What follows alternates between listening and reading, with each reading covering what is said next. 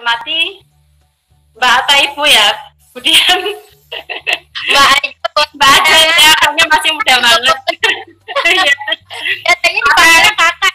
Iya, kakak ini pintar ini Mbak, jodohnya sama yang muda sama yang tua, biar kelihatan perbedaannya kayaknya.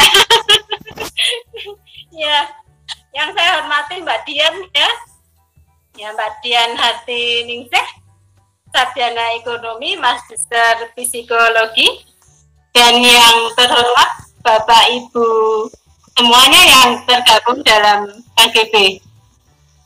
Sebelum Mbak Dian sebagai narasumber mengupas tentang multiple intelligence ya Mbak, ya, saya kenalkan dulu profil dari Mbak Dian. Ya, Mbak Dian ini nama lengkapnya Dian Harti Ningsih, sarjana ekonomi, magister psikologi terapan. Nomor HP barangkali nanti ada yang mau hubungi Mbak Dian. 081. Gimana Mbak? Monggo.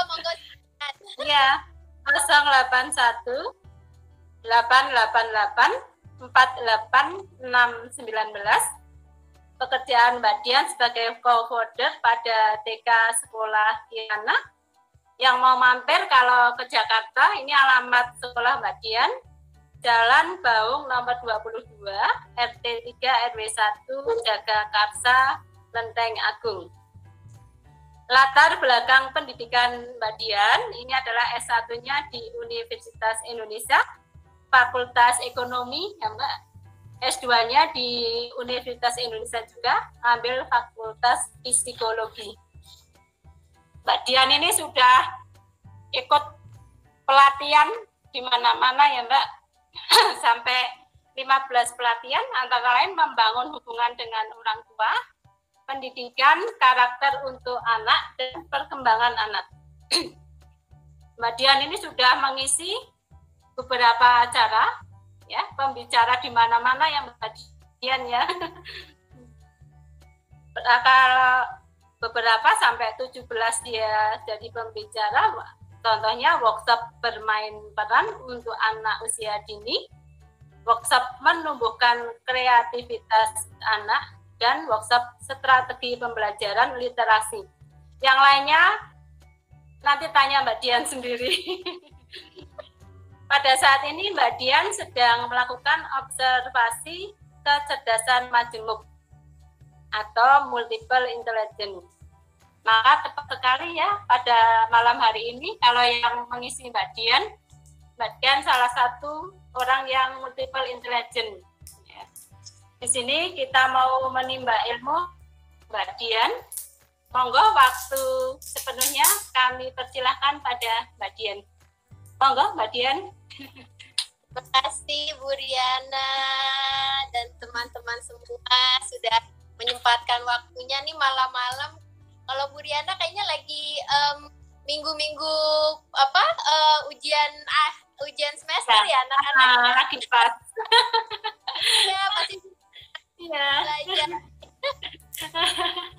Nah, jadi aku kemarin pas dihubungin sebenarnya kan dari KGB Jakarta Selatan, dihubungin untuk di KGB Wonosobo. Wah, aku semangat sekali karena sebenarnya keluarga dari Wonosobo, Bu Riana. Oh, gitu. Iya, asli Wonosobo. Mbak saya itu guru di sekolah rakyat dulu. Itu masih sekolah rakyat, kalau nggak salah SD-nya gitu. Almarhum Kakung di Wonosobo, almarhum Mbak Putri saya juga dari Wonosobo, Bu Riana gitu, penjahit dulu. Paham lah. Bisa jumpa di Wonosobo Mbak Dian. Iya. Sekali-sekali ke Wonosobo, adem ya di sana ya Bu Riana. Hujan terus Mbak sekarang. Kenapa? Hujan terus. Oh, hujan terus sekarang ya? Adem di sana di antara pegunungan. Iya, jadi makanya kemarin semangat banget sih diajak berjumpa dengan teman-teman dari KGB Wonosobo. Mudah-mudahan hari ini walaupun sudah jam 8 malam masih semangat ya Bapak Ibu semuanya. So, hari ini aku mau share sih sebenarnya tentang kecerdasan majemuk gitu. Mungkin Bapak Ibu sekalian juga sebenarnya pasti sudah pernah dengar lah ya tentang kecerdasan majemuk gitu. Sebenarnya aku ada slide, apakah bisa dibantu share atau kita ngobrol aja ya, Julian? Slide-nya lewat Pak Idem, Pak Idem. Akan saya Pak Idam? Iya. Kemudian bisa dibantu slide-nya? Sebentar Bu, ini saya soalnya pakai HP. Oh iya, ini aku juga pakai HP karena kebetulan tadi laptopnya tiba-tiba kameranya tidak bisa terhubung. Oh begitu. Oke, nggak apa-apa. Saya usahakan dulu nggih. Boleh sambil aku cerita sedikit tentang MI-nya nih. Kayaknya sudah mulai kelihatan nih Pak. Oh iya, bisa. Ya, terima kasih banyak. Nah, jadi sebenarnya saya mau sedikit share tentang memahami kecerdasan majemuk anak. Nah, karena mungkin di sini audiensnya Bapak Ibu ada yang dari guru SMP, ada yang dosen ya tadi Bu Riana ya? Iya, itu yang dosen. Ya, nah mudah-mudahan saya bisa sedikit share agar teksnya bisa sesuai. Tapi benar, jadi memang kecerdasan majemuk itu pertama kali di sounding oleh seorang bernama Howard Gardner.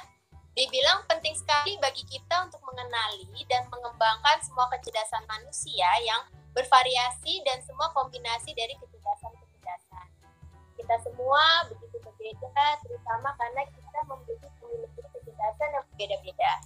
Jika kita menyadari hal ini, maka kita ada kesempatan yang lebih baik untuk menangani lebih banyak masalah yang kita hadapi di dunia ini dengan lebih tepat, katanya. Nah, ini Howard Gardner, kalau buku yang saya ini dari buku ini Multiple Intelligence oleh Howard Gardner, dia mengatakan demikian. Jadi kalau misalnya mungkin kita sebagai pendidik, kira-kira masalah kita apa sih gitu. Nah, mungkin kepada bagaimana kita bisa memberikan pembelajaran kepada anak didik kita dengan baik. Iya. Ya. Nah, kalau boleh slide. Nah, di sini Howard Gardner percaya bahwa setiap anak saya bilangnya setiap anak adalah bintang karena saya berkecimpung di anak usia dini ya. Tapi sebenarnya setiap manusia itu adalah bintang dan kita punya kekuatan dan kecerdasannya masing-masing gitu.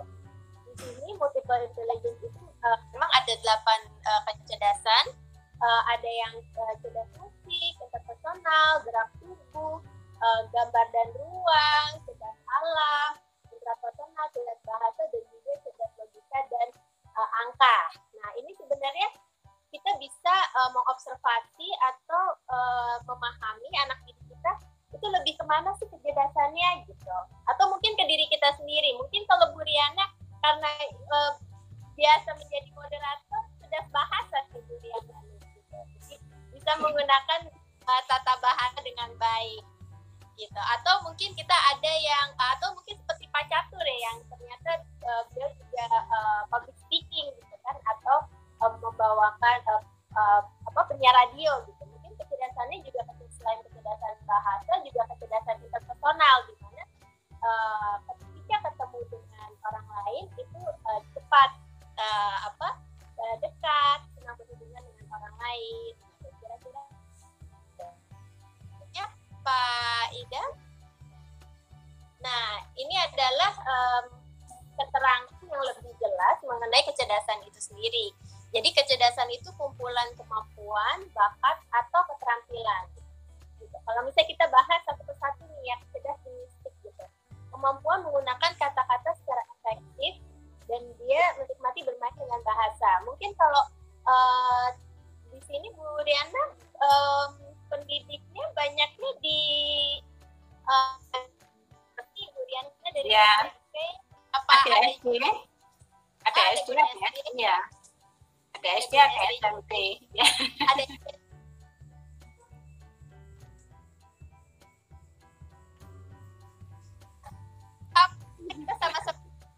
sederhana di sini. Iya. Dan bagaimana kita bisa memahami kita dan juga kita. Nah, kalau yang cerdas linguistik mungkin anak-anak SD, kalau kayak anak saya dia senang puisi gitu, membacakan puisi gitu. Nah, itu mungkin dia memiliki juga tuh kecerdasan linguistik. Ada juga cerdas logis matematis, jadi keterampilan mengolah angka menggunakan logika dan akal sehat. Jadi ada beberapa anak yang ketika dia dikasih mungkin suatu konsep ya, pengenalan konsep, dia cepat nangkapnya gitu. Tapi ada anak-anak yang ketika dikenali suatu konsep, dia begitu sulit untuk memahami prosesnya gitu. Nah, itu adalah kecerdasan logis matematis. Ada juga cerdas intrapersonal, kecerdasan memahami diri sendiri, mengetahui siapa dirinya sebenarnya gitu. Ada anak-anak atau mungkin kita sebagai pendidik gitu, kita tahu sebenarnya kita kuatnya di mana atau kita lemahnya di mana atau kita senangnya apa gitu. Jadi dia bisa memahami dirinya sendiri gitu. Jadi kayak batasan-batasannya dia, kemampuannya dia sampai mana, itu cerdas intrapersonal. Ada anak-anak yang cerdas naturalis, jadi kemampuan mengenali alam di sekitarnya dan dia seorang pencinta alam gitu. Kalau mungkin di SMA atau di SMA tuh ada school ya Bu ya, kayak pencinta alam atau ya seperti itu gitu. Nah, itu biasanya anak-anak yang cerdas naturalis. Mungkin kalau anak-anak yang di Wonosobo kecerdasan naturalis lebih tinggi dibandingkan anak-anak di Jakarta gitu. Karena kami kalau misalnya melakukan observasi nih, anak-anak di Jakarta di kota nih biasanya paling rendahnya tuh di cerdas naturalisnya gitu. Karena mereka tidak ada kesempatan untuk berinteraksi langsung di alam bebas gitu. Sehingga kecerdasannya pun kurang berkembang secara optimal gitu. Ada juga anak-anak yang cerdas musik, jadi kemampuan bernyanyi, mengingat melodi, kepekaan irama, menikmati musik. Mungkin ibu bapak di sini ada yang suka di kamar mandi sambil senandung gitu atau bernyanyi. Nah, ini biasanya cerdas musik nih. Terus ada yang cerdas visual, jadi berpikir dalam bentuk visualisasi dan gambar dan suka menciptakan suatu karya. Nah, cerdas visual ini tidak hanya gambar, tetapi juga ruang. Gitu. Jadi kebetulan ada anak didik saya di sekolah pernah seperti ini, Bu. Jadi dia lagi liburan di suatu tempat di hotel dan dia terpisah dari orang tuanya. Gitu. Nah, karena dia memiliki kecerdasan gambar dan ruang yang baik, dia bisa akhirnya menemukan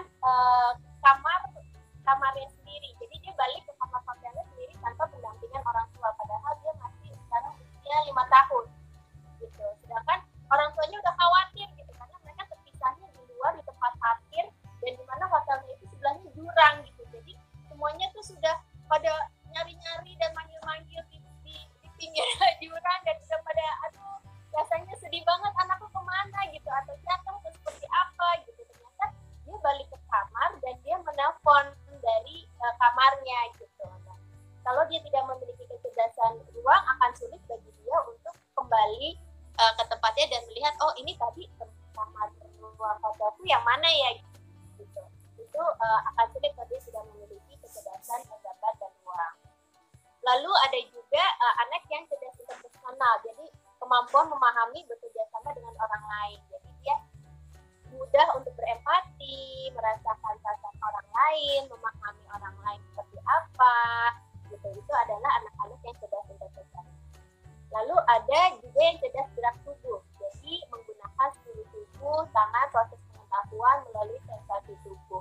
Gitu. Nah, kecerdasan ini memang tidak berdiri sendiri, jadi makanya tadi dibilang kombinasi yang unik gitu, karena kecerdasan itu bisa saling menguatkan gitu. Mungkin kayak misalnya kalau antara atlet gitu, kalau atlet itu kan cerdas gerak tubuh, tapi dia juga cerdas intrapersonal karena dia paham akan target-target yang harus dia capai. Kira-kira seperti itu.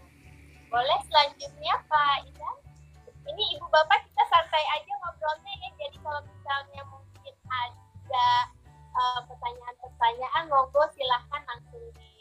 sampaikan. Nah, ini adalah keutamaan dari teori multiple intelligence, bahwa setiap orang memiliki semua 8 kecerdasan, banyak bisa mengembangkan masing-masing kecerdasan hingga tingkat kompetensi yang memadai. Kecerdasan biasanya bekerja sama dalam cara yang kompleks dan ada banyak cara untuk menjadi cerdas dalam setiap kategori. Jadi memang untuk menjadi mengoptimalkan kecerdasan ini memang banyak cara.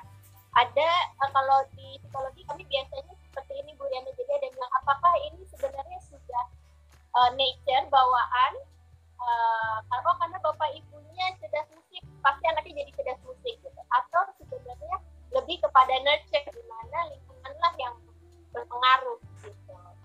Nah itu memang ada beberapa pendapat gitu, tapi kalau saya sendiri sebagai pendidik itu saya percaya bahwa lingkungan itu sangat berpengaruh terhadap kecerdasan anak gitu. Jadi walaupun mungkin dia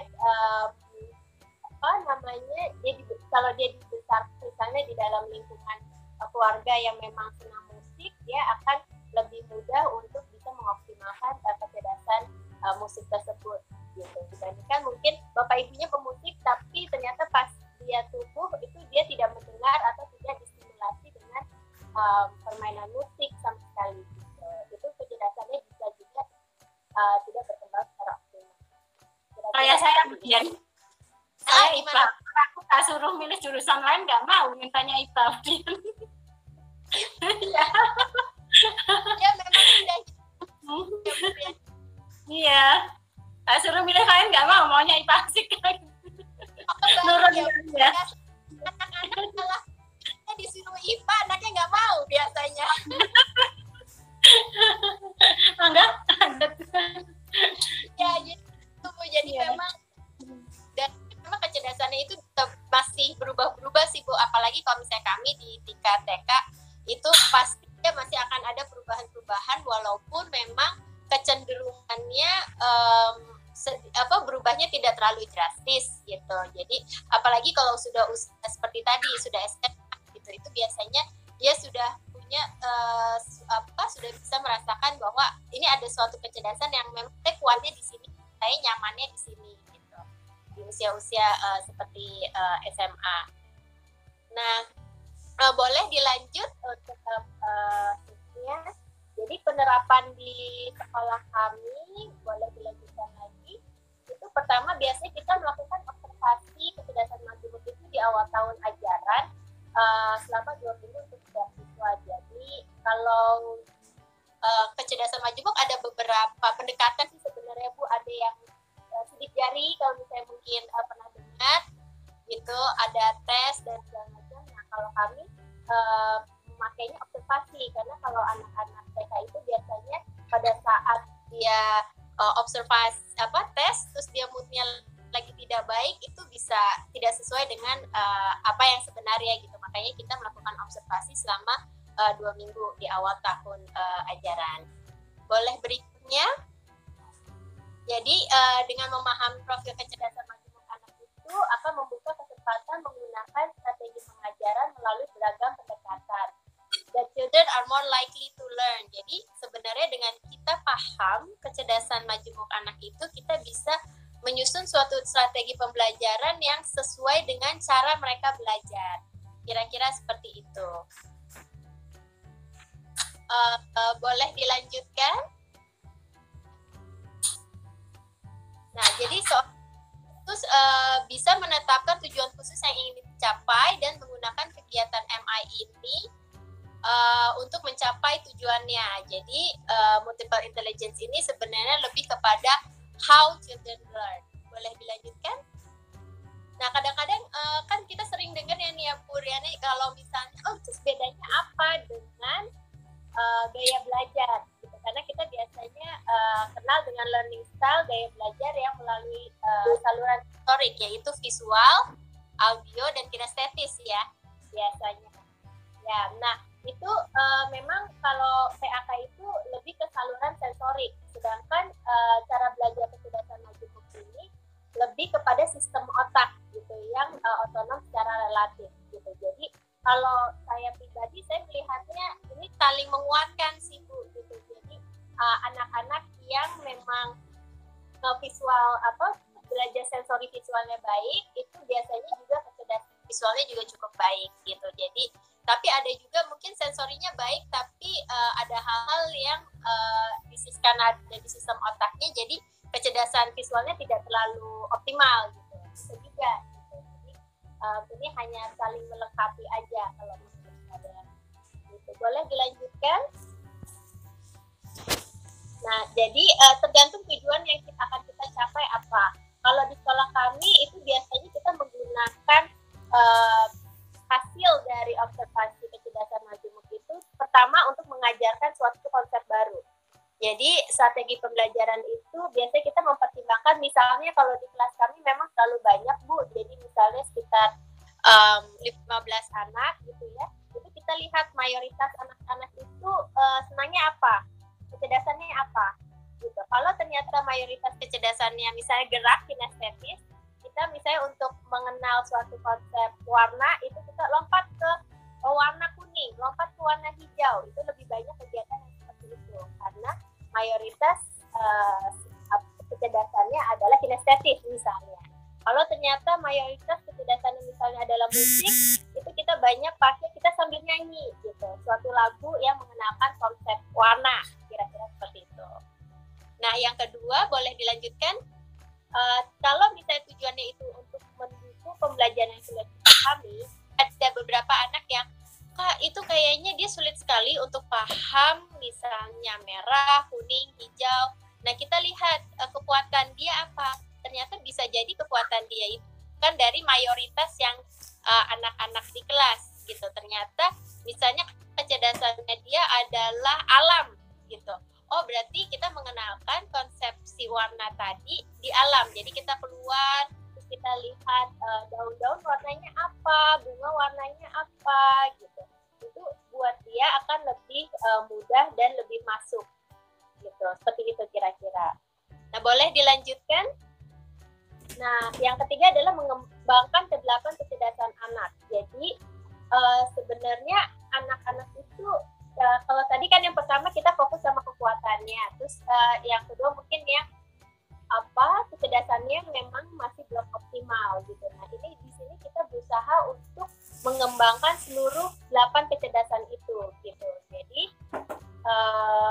ketika anak-anak itu banyak distimulasi dengan kegiatan-kegiatan yang mencakup seluruh 8 kecerdasan, itu bisa jadi perkembangannya mereka juga menjadi lebih optimal. Gitu. Kira-kira seperti itu. Boleh dilanjutkan slide-nya. Jadi teori M. Yakini tidak ada seorang anak pun yang terjebak dalam kecerdasan yang ia bawa sejak lahir. Gitu. Ketika kita mampu memahami keunikan kecerdasan anak, kita dapat mengarahkannya untuk menggunakan kecerdasannya secara maksimal. Dengan mengenali kelemahannya, kita juga dapat membantu anak untuk mengembangkan dirinya. Gitu. Jadi kayak misalnya anak saya nih Bu, dia SMP kan sekarang, jadi dia cara belajarnya berbeda dengan adiknya gitu. Si kakak ini karena dia kecerdasannya interpersonal, dia akan lebih mudah ketika dia belajar dengan teman-temannya.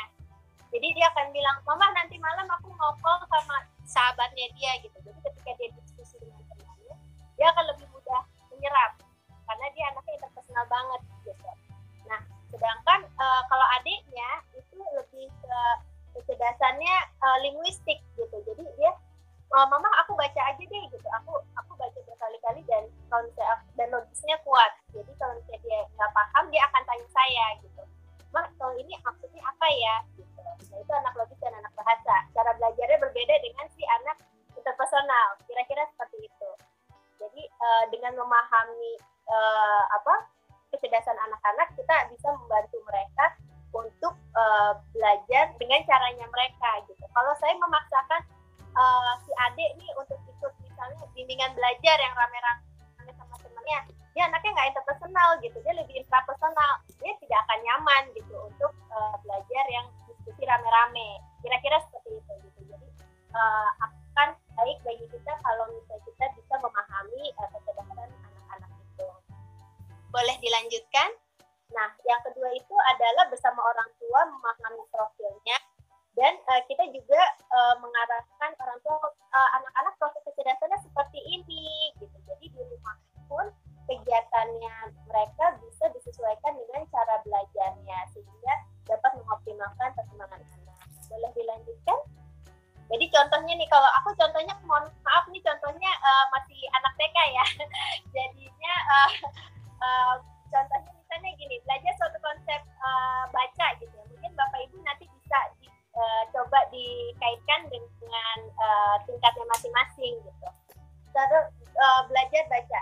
Kalau anak yang logika tadi si Ade tuh ya, si Ade itu saya belajar baca melalui ini Bu, melalui main kartu justru. Jadi dari kecil dia senang sekali main kartu dari sebelum TK ya. Jadi kayak main campuran gitu.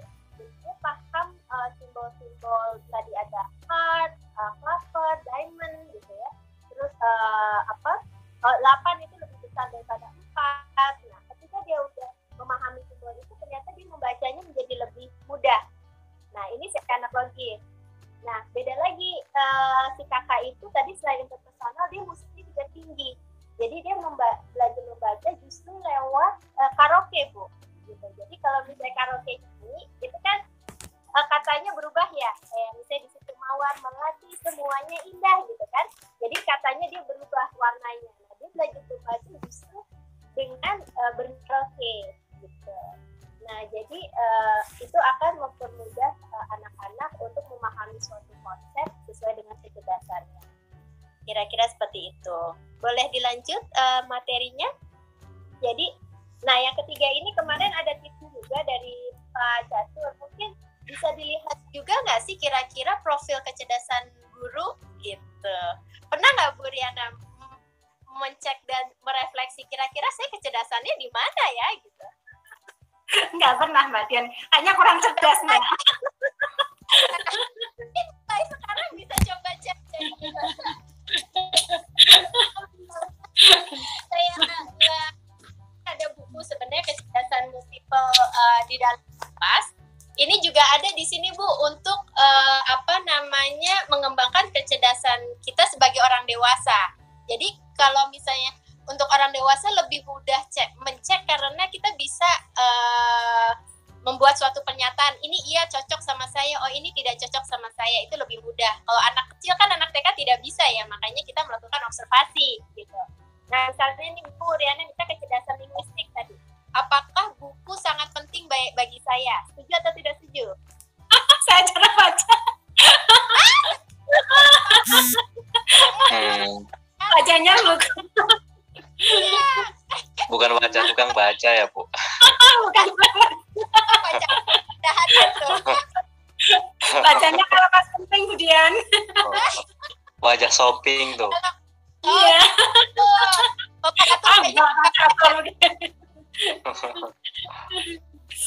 Kayaknya ini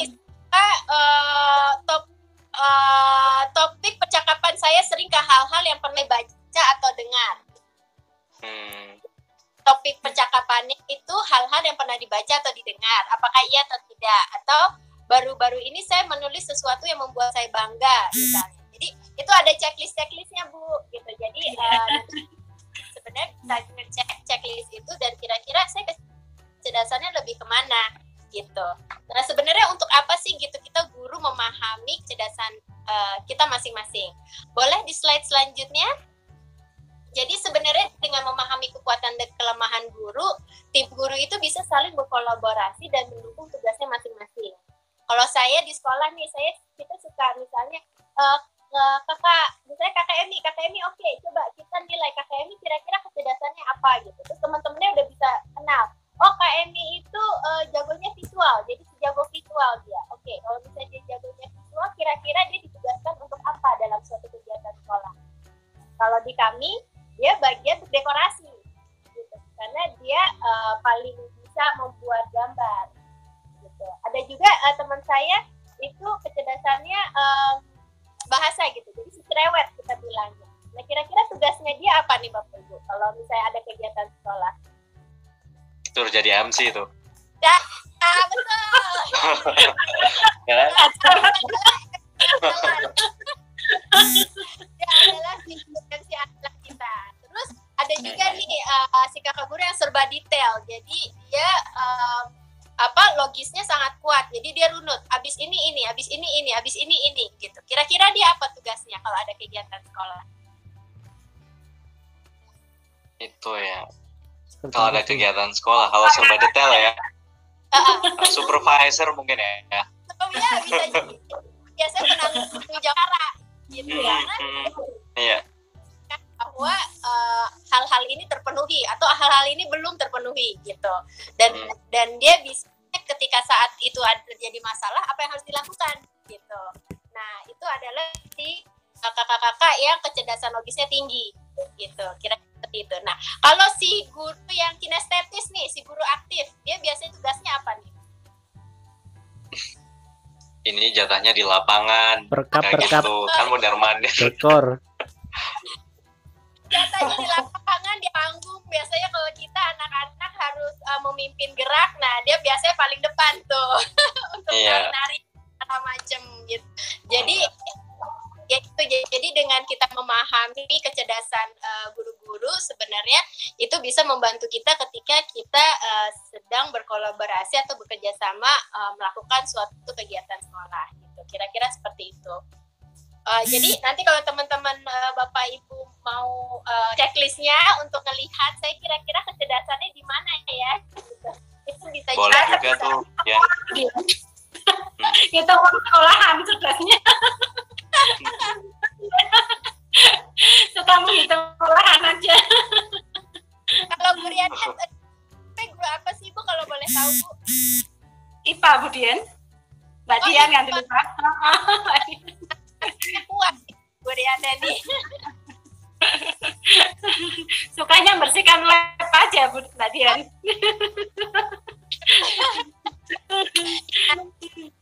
Kalau misalnya guru IPA misalnya, guru IPA dengan logis matematisnya tinggi, tapi misalnya Bu Riana juga punya kecerdasan musik gitu. Bisa jadi konsep-konsep IPA dibawakan dengan musikalisasi gitu, itu bisa seru juga tuh gitu. Jadi kita bisa menggunakan sebenarnya kecerdasan kita juga untuk menguatkan pembelajaran di kelas gitu, seperti itu. Atau misalnya bahasa kuat karena moderator juga gitu, walaupun tidak suka baca buku, tapi bisa jadi kecerdasan. Ini moderatornya dipaksa Pak Catur, Mbak Dian. Nah itu Briana itu justru salah satu dari tujuan MI ini. Kadang-kadang kalaupun kita tahu kuatnya di mana, tapi kita tahu juga di mana. Nah kita juga belajar untuk mengoptimalisasi kelemahannya kita gitu kan. Justru Kalau nggak diuji, kalau Bu Riana nggak diuji nggak tahu kan kalau ternyata bisa jadi Iya, moderator betul. juga kan. ya Akad Bu itu. gitu. Jadi mudah-mudahan ini Bu Riana akan senang nih jadi moderator berikutnya nih Pak Catur. Iya. Kalau profesi nanti dari pendengar aja. Diagendakan Bu. Mbak Dian lanjut. Oke, boleh slide selanjutnya. Jadi kalau selama pandemi seperti apa gitu kan? Aku kurang paham kalau di Wonosobo apakah memang masih secara PJJ? Masih Bu ini. Daring? Ya, Masih PJJ. Masih PJJ ya. Ya. Oke. Boleh dilanjutkan. Jadi kalau kami di sekolah itu kita bertekad tidak dikalahkan oleh pandemi gitu. Jadi kalau kami itu berusaha untuk menyiapkan berbagai strategi belajar online dan offline yang mencakup 8 kecerdasan anak.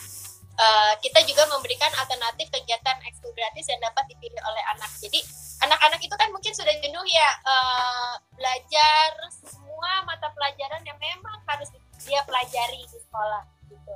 Tapi ketika dia ada kesempatan untuk memilih suatu kegiatan yang memang dia sukai sesuai mungkin kecerdasannya dia, sesuai dengan minatnya dia, itu akan menjadi lebih menyenangkan bagi anak saya. Itu paling ditunggu-tunggu, Mama ekskul futsal gitu, walaupun lewat daring gitu. Jadi ekskul futsalnya lewat daring, masing-masing memegang bolanya masing-masing di depan layar, itu ditunggu-tunggu sekali sama dia gitu, karena memang anaknya juga kinestetis sekali, jadi dia senang untuk bergerak. Jadi ketika kita memenuhi dari kebutuhannya dia, anak-anak juga akan menjadi lebih happy gitu. Kira-kira seperti itu. Lalu kita melakukan juga kegiatan online klasikal, grup ataupun individual. Nah, memang ini mungkin cukup berat bagi yang satu kelasnya banyak ya gitu. Kalau kami karena memang kelasnya sedikit dan muridnya sedikit, dan kita anak-anak itu kan, apalagi kalau anak-anak TK ya, dari Zoom itu mereka kalau misalnya udah berisik udah agak susah tuh mendengar, memahami. Kalau mungkin SMP SMA mereka bisa mute sendiri gitu, mereka sudah bisa paham aturan-aturan ketika misalnya online Google Meet atau Zoom gitu. Kalau anak-anak TK di mute, nyalain unmute, mute lagi, mute dia lagi gitu. Dan dicoret dihapus, dicoret lagi dihapus lagi. Nah, jadi akhirnya kami dan biasanya jadi biasanya anak-anak yang intrapersonal, jadi dia agak sulit untuk mengikuti kegiatan yang klasikal gitu. Akhirnya kita ada kegiatan yang video call. Jadi ketika klasikal dia diam, dia tidak mau bicara, dia tidak mau cerita, tetapi ketika video call one on one sama gurunya, keluar tuh cerewetnya, keluar tuh cerita-cerita lagi gitu. Nah, jadi itu yang kami usahakan untuk fasilitasi. Lalu kita tetap itu Mbak Dian, wajahnya nggak mau ditampakkan. Kalau ada wajahnya ditutupi semua. Iya, itu memang sampai kesel nyuruhnya itu. Ya. Betul. Di sekolah anak saya kalau lewat, ayo nyalain kameranya. Kamu harus menghargai orang yang bicara di depan kamu gitu. Jadi memang nilai-nilai itu menurut saya memang harus diulang-ulang sih ya Bu, dan mengapa yang logis, mengapa saya harus melakukannya itu bukan sebagai suatu harus atau disuruh, tapi lebih kenapa gitu. Jadi memang saya menekankan pada anak-anak saya, kamu harus menghormati orang yang bicara. Kalau kamu bicara tuh sama layarnya semua gelap, kira-kira perasaannya seperti apa? Iya, nggak enak ya, Mak. Iya. Nggak bicara sama tembok.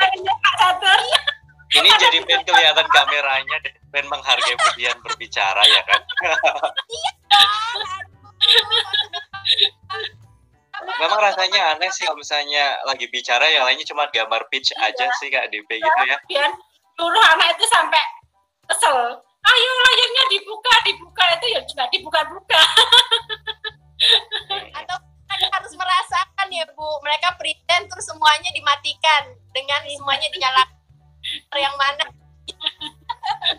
Atau anak sekarang begini Bu, begini. Nah, yang penting jedarnya lihat.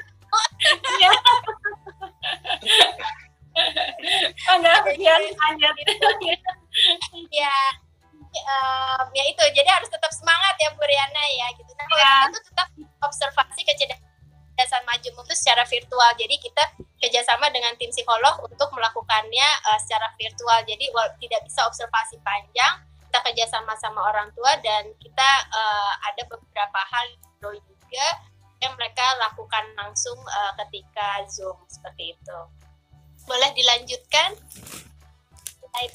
Jadi ini sih sebenarnya kemarin share aja waktu itu alumni kita punya pun Bu sama Bapak, jadi sesuai dengan kecerdasannya mereka. Biasanya kan kita kalau pentas misalnya udah ada tarian ini mereka harus melakukan gitu ya. Nah ini kita pentas sesuai dengan kecerdasan mereka. Jadi itu yang di atas kecerdasannya bahasa. Kira-kira mereka lagi pentas apa ya? Itu lagi pidato gitu ya, lagi ngobrol ya. Iya, itu lagi pantun. Jadi dia lagi pantun. Jadi bisa terlihat kan wajahnya, ekspresinya tuh begitu yakin dan pede karena memang dia senang gitu. Nah, kalau di bawah itu kira-kira kecerdasan apa anak itu? Anaknya tukang kipas itu. Sulap itu sulap. Sulap ya. Oh, gitu ya. Magician. Ya betul, magician. Jadi dia memang logis matematis dan memang dia anaknya pendiam sekali Pak Catur. Jadi tidak banyak bicara, tapi ketika dia harus mempresentasikan sesuatu yang logis, dia semangat sekali gitu. Nah jadinya kemarin itu kita membuat mereka perform sesuai dengan kecerdasannya mereka. gitu kira-kira. Boleh dilanjutkan? Jadi sebenarnya MI itu bisa meningkatkan confidence, rasa percaya diri, antusiasme mereka untuk belajar, juga sebenarnya meningkat capaian akademisnya, dan juga merubah persepsi guru nih yang penting, merubah persepsi guru bahwa anak-anak itu sebenarnya memiliki kemampuan belajar yang luar biasa gitu. Kira-kira seperti itu. Oke, jadi diharapkan boleh dilanjutkan anak-anak itu bisa menikmati masa-masanya di sekolah untuk berkembang secara optimal. Boleh dilanjutkan slide-nya? Ya, kira-kira seperti itu. Karena kan sebenarnya Bapak Ibu anak-anak sekolah ataupun Bapak dosen mungkin kalau masih ada, karena orang tua saya kebetulan dosen juga gitu. Itu pasti kan kita berharap mereka untuk menikmati proses pembelajaran di sekolah ya, baik itu di SMP, di SMA, pun masa kuliah lah gitu. Jadi bagaimana kita sebagai pendidik bisa memberikan suatu pengalaman belajar dan proses belajar yang sesuai dengan kecerdasan Anda. Kira-kira seperti itu. Boleh dilakukan. Terima kasih. Jadi kalau ada pertanyaan atau mau menghubungi saya, penasaran kecerdasannya juga boleh email saya. Mariana juga sudah berikan nomor telepon saya. Silakan. Monggo, saya senang sekali. Terima kasih Bapak Ibu Guru atas waktunya. Saya kembalikan lagi kepada Bu Riana. Ya, terima kasih. Bapak Ibu yang mau berbicara dengan Bu Dian, Mbak Dian. Saya tak sayang sendiri ya Bu Dian. Saya tanya ya Mbak Dian. Gimana Bu? Aku tanya sendiri. Saya satu kita sama guru-guru kalau misalnya habis ada sesi terus tidak bertanya, kamu bilang sama anak-anak untuk banyak bertanya. Tapi kamu sendiri tidak bertanya, itu bagaimana ya? Gitu. Jadi kita harus banyak tanya Bu Diana. Terima kasih. Gimana Bu Diana? Gimana? Aku kan ya Bu, Mbak Dian, Bu terus lupa Bu. Punya anak, kan lomba MAPSI itu ya. Kalau di rumah, tak suruh ngaji keras itu nggak mau. Katanya malu sama ibu. Tapi saya lihat di sekolahan, aku lihat mendengarkan itu kok mau keras gitu loh. Nah itu saya ngatasinya itu gimana Mbak Dian? Itu kayaknya problema semua orang tua kayaknya Bu Riana ya. Anak-anak juga gitu kan, kalau misalnya lagi ada pentas karena semuanya online, misalnya pas puisi gitu, mama jangan masuk ke kamar, mama di luar aja gitu kan. Nggak mau, suruh keras juga nggak mau, dia malu katanya sama ibu. Tapi aku sekolahan kan dekat rumah, terus aku lihat di sekolahan gitu loh, sekolahannya anak kan depan rumah ya, terus aku dengarkan gitu loh, kok mau keras, di rumah kok nggak mau gitu. Kalau menurut saya sih Bu, kuncinya cuma satu sih Bu, yang penting kita percaya sama anak kita Bu. Ketika kita percaya bahwa dia bisa melakukannya, baik ada kita ataupun tidak ada kita di sisinya, itu sudah memberikan motivasi buat dia sebenarnya gitu. Jadi kadang-kadang ya apalagi semakin besar ya, semakin dewasa, anak-anak butuh ruang dan butuh kebebasan gitu. Jadi menurut saya ketika kita sebagai orang tua percaya dan tidak khawatir, itu akan sebenarnya memberikan kepercayaan diri yang luar biasa sama anak-anak sih. Gitu. Terima kasih Mbak Dian. Ya, jadi saya S2-nya psikologi, tapi memang saya bukan psikolog gitu. Jadi biar tidak salah paham gitu kira-kira. Oke, monggo mungkin Bapak Ibu ada yang lain. Oke dong. Monggo Bapak. Ini. Oh Oke. iya. Coba dulu nih mau.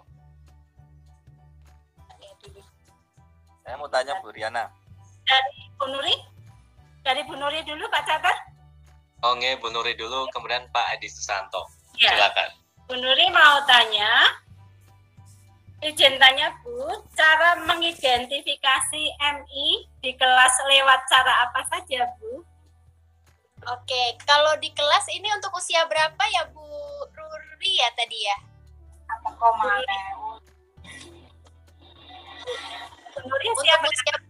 Untuk usia SD, oke.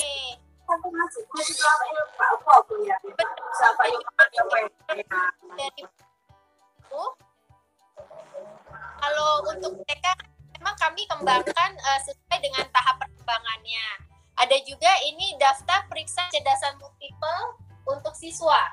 Jadi sebenarnya siswa hanya memberikan tanda seperti tadi. Jadi misalnya gini, kecerdasan linguistik.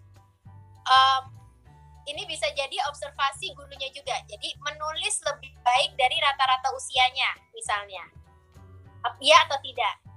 Membuat cerita atau dongeng, menceritakan lelucon atau cerita. Apakah dia sering membuat lelucon atau sering bercerita?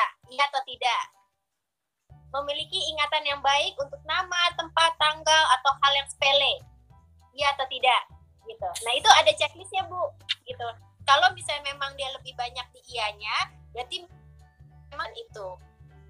Gitu. Keluar lagi nih, Bu Riana senang membaca buku. Anak SD juga ditanya senang membaca buku atau tidak. Itu salah satu indikator kecerdasan linguistik. Sukanya baca WA, Bu Dian. Kalau baca WA, Bu Dian. WA sama pacar tahun ini banyak. Kecerdasan pasca salah satunya misalnya dia suka kegiatan seni atau tidak. Dia menggambarnya baik atau tidak. Dia banyak melamun atau tidak. Ternyata banyak melamun ini kecerdasan spasial ya, karena dia bisa membayangkan, mengimajinasikan sesuatu gitu. Visioner. Jadi anak melamun tuh juga ada bagusnya loh. Gitu. Jadi itu ada ininya sih Bu, ada checklistnya. Jadi kalau misalnya memang nanti tertarik hubungi saya fotokan, saya screenshot, mungkin nanti saya share kira-kira. Oke, boleh Bu Nuri, nanti bisa hubungi saya ya Bu, nanti saya coba screenshot. Itu ada checklist yang diisi murid nggak? Atau cuma diisi guru?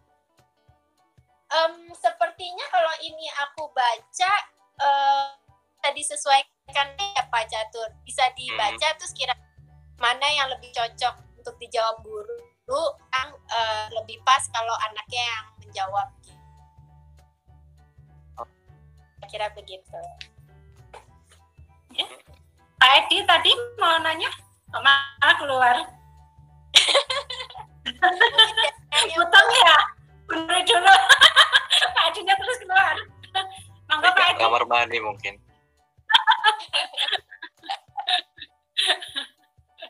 Pak Edi mangga dilanjut. Belum masuk lagi. Pak Zen mungkin dari Sidoarjo mau tanya tuh, baru masuk nggak apa-apa? Wah, oke. Terima kasih Pak Chandra. Pak Catur. Oh, dari dulu bilangnya Pak Chandra Salah terus ini. Oke. Materinya menarik ini, Bu. Terima kasih Pak Faris. Ya, Bu Dian, kalau boleh ini Bu, sharing, maksudnya kasih tips untuk kami dalam PJJ ini kan kita tidak langsung berinteraksi dengan murid. Nah, lantas manakah multiple intelligence yang memungkinkan untuk kita gali ke anak sekaligus kita cadung? Ya, seperti itu Bu. Terima kasih. Oke, terima kasih Pak Faris. Sebenarnya kalau bicara kecerdasan yang bisa didongkrak ya tadi ya, bisa hampir semua itu, tinggal menggunakan kreativitasnya kita aja sih. Misalnya kalau naturalis itu kita anak-anak tetap kita mereka untuk misalnya menanam sesuatu dan mereka melihat prosesnya. Dan suatu kegiatan itu bisa beberapa kecerdasan Pak Faris yang langsung dilakukan. Misalnya tadi menanam suatu tumbuhan gitu. Misalnya minggu berikutnya kita Zoom, kita sama-sama perhatiin lagi. Minggu berikutnya kita perhatiin lagi. Perubahannya apa? Pertama, kecerdasan naturalisnya diasah. Mereka harus menyiram, memberi pupuk, atau mereka memahami ditaruh di tempat atau tidak, karena tiap tumbuhan beda-beda ya, ada yang harus kena matahari langsung, ada yang tidak misalnya gitu kan. Nah itu juga mengasah logika matematisnya gitu, jenis tumbuhan apa yang butuh matahari langsung, jenis apa yang tidak misalnya gitu. Nah itu bisa jadi misalnya satu, iya betul, jadi bergantung dengan desain aktivitasnya. Bisa satu misalnya ada satu yang disuruh taruhnya di teras, ada satu yang di dalam, kira-kira akan lebih subur yang mana gitu. Kenapa? Nah itu bisa jadi logis matematis gitu. Nah interpersonalnya juga sebenarnya bisa juga karena kita jadi memperhatikan hasil teman kita, dan mungkin anaknya disuruh bertanya langsung kepada si A, suruh bertanya kepada si B misalnya, bukan gurunya, tapi kita hanya memfasilitasi. Nah itu kan ketika mereka berinteraksi dengan temannya, itu punya kamu kenapa bisa begitu ya gitu, kamu kemarin lebih banyak air misalnya atau seperti apa. Nah itu sudah mendongkrak interpersonalnya gitu. Jadi sebenarnya banyak sekali aktivitas yang bisa kita lakukan untuk mengasah semua 8 kecerdasan itu kira-kira Pak. Atau misalnya intrapersonal, pinginnya mereka misalnya disuruh membawa novel kesukaannya mereka nih. Sebelahku rak buku, jadi aku lihatnya novel, anak saya suka baca buku. Kenapa dia suka novel itu? Dia harus menceritakan kenapa dia memilih novel itu. Itu udah bentuk dari kecerdasan interpersonal, dia memahami dirinya, apa yang dia suka, apa yang menjadi nyaman buat dia. Gitu. Itu sih Pak Faris. Jadi menurut saya tidak ada batasan sih untuk karena kita PJJ berarti hanya ini yang bisa kita lakukan. Menurut saya kita malah harus menggunakan kreativitas kita. Justru dengan PJJ ini kita bisa memanfaatkan mereka untuk lebih menggunakan barang-barang yang ada di rumah, dan pembelajarannya menjadi lebih bermakna bagi mereka karena dekat dengan dia. Kira-kira seperti itu, Pak Faris. Terima kasih Bu Dian. Sama-sama Pak Faris. Semangat ya Pak. Ya, berarti bentar. Ya, ngedrop. Sebentar. Berapa? Ini paling tanya ada pertanyaan dari Bu Munadira, Bu Riana. Dapur ini Mbak Dian. Ya, ada ini Mbak Dian. Baru neplok nyamuk ya. Ada yang tanya ini.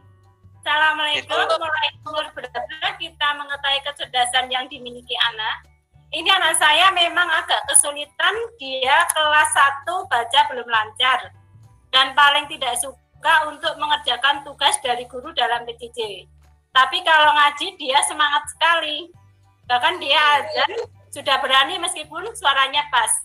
Dan yang saya tanyakan, saya mengarahkan bagaimana ini Bu Dian, dia kecerdasannya di bidang apa? Dari Bu Munadira. Enggak, Mbak Dian. Oke. Munadi ya. Oke, terima kasih Bu. Wah, kayaknya saya harus ketemu dulu. Tapi kalau misalnya saya boleh coba raba ketika dia mengaji, itu dia bisa lebih menikmati ya. Apakah bentuknya dia kuat di visual, karena dia bisa membaca huruf Arab itu kan lebih sulit ya, jadi kemampuan visualnya sepertinya dia cukup baik. Atau dia punya juga kecerdasan musik Bu, gitu, karena mengaji itu kan sebenarnya alunan juga ya Bu Riana ya, gitu. Iya. Ada suatu nada juga yang sama doa mungkin tadi mudah. Sama doa yang mengaji. Jadi mungkin bisa jadi kalau misalnya mau dibawa ke baca seperti kayak anak saya misalnya nyanyi lewat karaoke gitu. Apakah suka lagu Bu? Kemudiannya ya, kalau misalnya memang suka bernyanyi, mungkin akan lebih mudah bagi dia untuk belajar lewat kata-kata dari nyanyian itu Bu. Kalau bernyanyi dia kurang suka Bu. Kurang suka, oke. Yang dia suka apa tuh Bu? Paling ya itu Bu, sholawatan gitu. Kalau yang nyanyi-nyanyi untuk misalkan tugas itu nggak pernah mau, tapi kalau sholawatan dia malah seneng. Oh oke. Atau mungkin bisa dibuat kan banyak ya kayak misalnya nyanyian-nyanyian Islami yang mungkin sambil dibacakan Latinnya, Bu. Jadi dituliskan Latinnya sambil dia membaca Latinnya. Karena kan sebenarnya konsep membaca itu adalah dia menggabungkan misalnya B ketemu O, B ketemu O itu Bo gitu ya. Nah, seperti itu. Sebenarnya kalau misalnya kita ngomong baca, ini bisa satu sesi sendiri. Ada sebenarnya konsep praliterasi gitu. Jadi kadang-kadang kita itu terlalu langsung lompat kepada huruf gitu. Sedangkan banyak konsep-konsep praliterasi yang anak-anak harus kuatkan dulu. Misalnya dia paham kanan kiri karena B sama D itu ngadepnya beda. Dia harus paham atas bawah, P sama Q itu ada beda, terus misalnya B sama P itu berbeda. Apakah B-nya itu yang ke atas sama ke bawah kayak gitu. Jadi konsep-konsep, ada beberapa konsep yang harus dia kuatkan, itu pertama. Yang kedua, dia harus menyayangi untuk membaca, karena biasanya anak-anak akan cepat membaca ketika orang tuanya juga terlihat membaca. Sayangnya sekarang kita suka tidak terlihat membaca karena kita banyak di depan handphone, dan kalau kita di depan handphone, anak-anak tahunya kita main game atau main, tidak membaca gitu. Nah, kalau anak saya karena orang tua saya langganan koran, nah mereka melihat tuh bahwa membaca koran itu bermanfaat gitu. Terus membaca buku atau apakah kita memfasilitasi buku gitu.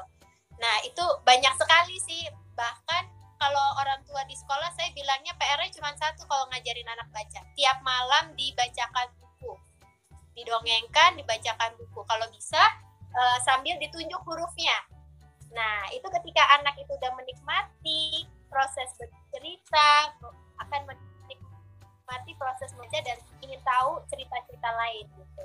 Kira-kira seperti itu sih, Bu. Jadi bisa juga mungkin tahapan-tahapan praliterasinya itu juga dikuatkan, atau ditambah tadi itu kira-kira kecerdasannya dia sukanya lewat mana. Atau kalau dialogis seperti anak saya, main kartu justru. Jadi main kartu, dia paham simbol, dia akan lebih mudah untuk membaca. Gitu. Kira-kira seperti itu. Apakah cukup jelas? Sampun, Bu Manadira? Sampun jelas? Dari Pak Edi, Mbak Dian? Pak Edi, iya, monggo. Kita balik lagi ya. Iya, ada 5 kecerdasan majemuk. Namun pada kenyataannya di sekolah itu saya lebih mengenali, merespon bila anak kita cerdas logis matematik. Bagaimana kecerdasan setiap anak dengan cara paling sederhana? Bagaimana mengenali kecerdasan anak paling sederhana? Paling sederhana, oke. Paling sederhana menurut saya adalah observasi. Jadi ketika Bapak Ibu guru menggunakan kemampuan observasinya dan kepekaannya terhadap anak itu kita sebenarnya kita akan terlatih untuk bisa melihat kecerdasan anak gitu. Jadi kalau misalnya karena ya itu, jadi observasi dan kita lihat reaksinya anak itu gitu. Memang biasanya kita akan lebih mudah berespon anak-anak yang kecerdasan logisnya baik, apalagi ketika kita kasih suatu pertanyaan dia langsung jawab, akan mudah bagi kita untuk mengingat anak itu, bukankah begitu? Nah, tapi justru kalau saya tertantang justru untuk anak-anak yang diam, anak-anak yang tidak banyak bicara, anak-anak yang tidak menunjukkan kelebihannya dia gitu. Saya biasanya malah tertantang dengan anak-anak yang seperti itu gitu, karena ketika kita yakin, balik lagi itu kuncinya percaya bahwa setiap anak itu punya kelebihan dan punya bintangnya masing-masing, kita akan otomatis untuk berusaha melihat kekuatannya mereka gitu. Kira-kira anak ini kuatnya apa ya gitu.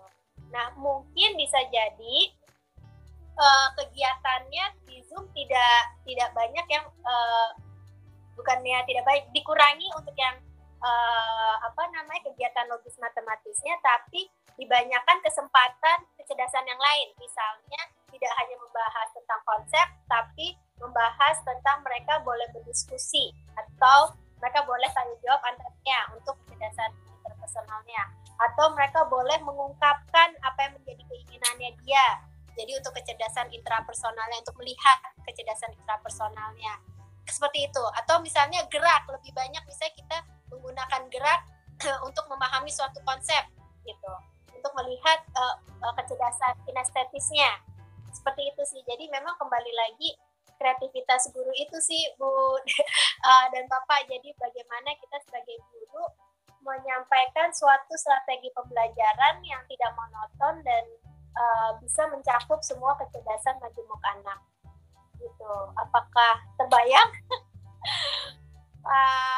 Siapa tadi yang bertanya ya, Bu? Pak Edi. Pak Edi. Pak Edi ya? Pak Edi. Apakah terbayang? Berarti untuk kadang kan untuk anak PAUD, anak TK itu kan juga ada yang tes juga pakai sidik jari itu cukup bisa untuk sebagai dasar mengatur kecerdasan nih Mbak Dia. Saya terus terang alirannya agak berbeda dari yang sidik jari sih Pak Catur, karena kalau gitu, sidik jari dia tidak akan berubah sesuai dengan sidik jarinya gitu. Kalau saya lebih percaya bahwa tiap anak bisa berubah. Ini kalau hasil anak saya nih ya, misalnya di TKA KB nih, kalau saya kasih lihat. Ini kan jadi dia ada kayak hasil observasi centrangnya nih Pak, gitu ya, untuk setiap kecerdasannya dia gitu. Nah, kalau ketika dia TKA bentar, ini ada dua ya, yang ini yang TKA, oke. Ketika dia TKA itu memang dia kuatnya di musikal sama di kinestetis, dua yang kuat itu. Nah, ketika dia di TKB dia baru terlihat interpersonalnya sangat tinggi, musikalnya masih tetap, kinestetisnya juga masih tetap, tapi interpersonalnya meningkat gitu. Mungkin dia udah lebih nyaman di tahun kedua TKB, dan jadi dia lebih bisa mengeksplor kecerdasan interpersonalnya dia, jadi itu meningkat gitu. Dan jadinya bagi saya lebih percaya kepada pemantauan secara berkala gitu, karena ketika kita berada di lingkungan yang memfasilitasi kecerdasan itu, bisa jadi kecerdasannya meningkat gitu. Kira-kira begitu Pak Catur. Oke. Jadi intinya kecerdasan orang juga bisa berubah kayak gitu ya? Bisa berubah, bisa banget. Apalagi masih di usia TK. Tapi kalau udah di biasanya SMP, SMA itu udah lebih condong tidak terlalu banyak perubahannya gitu. Tergantung juga lingkungannya memfasilitasi apa tidak gitu ya Mbak Dian? Iya, betul. Jadi kalau misalnya kalau kita Jakarta nih udah pasti deh kecerdasan naturalisnya pada lebih rendah dibandingin yang lain. Tapi ada keluarga yang Sabtu Minggu senangnya dibawanya ke sawah, selalu ke gunung, ke puncak gitu. Nah, dia kecerdasannya tinggi sendiri dibanding teman-temannya, karena memang orang tuanya selalu memfasilitasinya jalan-jalannya outdoor, tidak ke mall-mall lagi gitu. Jadi terlihat perbedaannya gitu Pak Catur. Oke. Masih ada Bapak Ibu? Bu, mungkin satu lagi ini Bu, mau tanya kalau kecerdasan itu keturunan atau enggak ya Bu? Itu saja, terima kasih. Gen atau enggak gitu? Gen atau enggak? Itu Bu, saya aliran yang percaya kecerdasan itu sebenarnya memang gen itu akan menjadi modal ya gitu. Jadi menjadi modal bahwa memang anak itu punya gen-gen tertentu yang dia kuat ya. Tapi akan berkembang lebih optimal ketika lingkungannya memfasilitasi populasi dari kecerdasan itu gitu. Jadi tidak semata-mata hanya karena gen sih gitu. Kalau misalnya gen, misalnya bapak ibunya pemusik, tapi dia dibesarkan di keluarga yang bukan tidak suka musik gitu, sepertinya dia tidak akan terekspos dengan stimulasi musikal, sehingga kecerdasan musiknya tidak berkembang gitu. seperti itu Bu. Jadi memang kalau saya lebih percaya kita sebagai pendidik dan juga orang tua itu sebaiknya memfasilitasi anak-anak untuk tereksplor kegiatan-kegiatan yang bisa menstimulasi semua 8 kecerdasan itu. Kira-kira seperti itu Bu. Munadirah ya tadi ya. Ya, terima kasih Bu. Masih ada Bapak Ibu? Monggo kalau masih ada. Udah Pak Catur? Kayaknya sudah habis nih Bu Riana ya. Sudah jam 9 juga ya, tidak ada. Iya, mungkin lanjut ke closing statement aja kali ya. Iya. Oke, silakan Bu Riana. Oke, makasih ya Mbak Dian. Ilmunya Ya, sangat luar biasa. Oke, sebelum kita tutup, Mbak Dian boleh dong untuk closing statement buat kita? Iya. Monggo Mbak Dian. Ya itu closing statement dari saya mungkin lebih mengingatkan kembali sih, sepertinya Bapak Ibu juga pasti sudah tahu juga, hanya mengingatkan saja bahwa kita harus percaya bahwa anak-anak kita itu punya kemampuan, potensi yang luar biasa gitu. Ketika kita percaya bahwa potensinya mereka luas, tidak sempit, itu membuka kita untuk berusaha untuk lebih mengembangkan seluruh kecerdasan majemuknya gitu. Karena kecerdasan itu tidak hanya logis matematis atau tidak hanya bahasa, tapi kecerdasan itu bisa gerak, bisa musik, bisa visual, bisa naturalis yang mungkin jarang distimulasi oleh kita para pendidik orang tua. Gitu. Jadi saya mengajak di sini kepada Bapak Ibu semua, mungkin dari sekarang kita bisa lebih membuka mata kita dan hati kita untuk melihat anak itu dari keseluruhan kecerdasannya mereka. Gitu kira-kira Bapak Ibu. Semoga bermanfaat sesi hari ini. Mohon maaf apabila ada hal-hal yang kurang berkenan. Sekian dan terima kasih. Assalamualaikum warahmatullahi wabarakatuh. Oke, waalaikumsalam warahmatullahi wabarakatuh. Ya, jadi PR kita nih Bu Riana juga harus nyari kecerdasan kita masing-masing. Gurunya juga harus cek dong. Soalnya saya nggak punya yang 8 itu. Nggak nyampe 8 ya. 8 kayaknya nggak ada semua.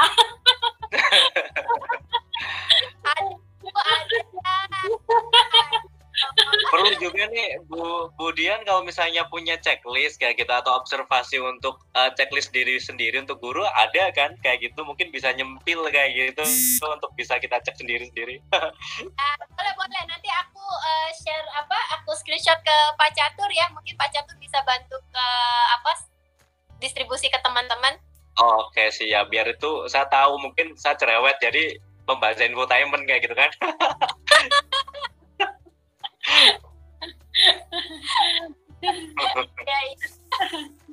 Oke, Bu Riana monggo karena waktunya kita udah habis. Baik Bu Dian, terima kasih sekali, ilmunya sangat manfaat bagi saya. Saya jadi nanti bisa introspeksi diri. Saya punya kecerdasan yang mana gitu.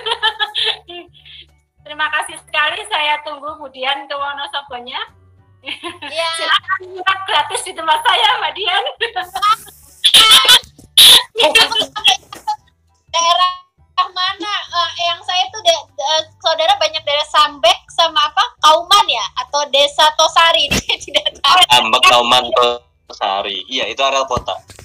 Dekat dengan 4 kilo Pak dari saya.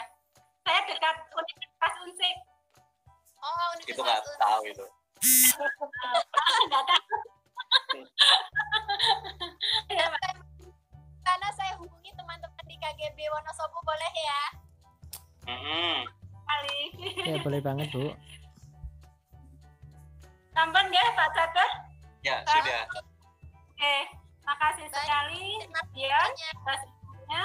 Mudah-mudahan bermanfaat bagi semua, terutama bagi saya nanti untuk introspeksi diri saya. Ya, saya akhiri, saya selaku moderator yang dipaksa Pak Catur. Jangan gitu. Yang diberi kesempatan untuk belajar. Hanya kesalahan, ya. Hanya ini yang bisa saya lakukan. Mudah-mudahan juga bermanfaat bagi semua. Saya akhiri dulu. Assalamualaikum warahmatullahi wabarakatuh. Waalaikumsalam Waalaikumsalam warahmatullahi wabarakatuh. Ini pesawatnya udah nunggu ya Bu Dia?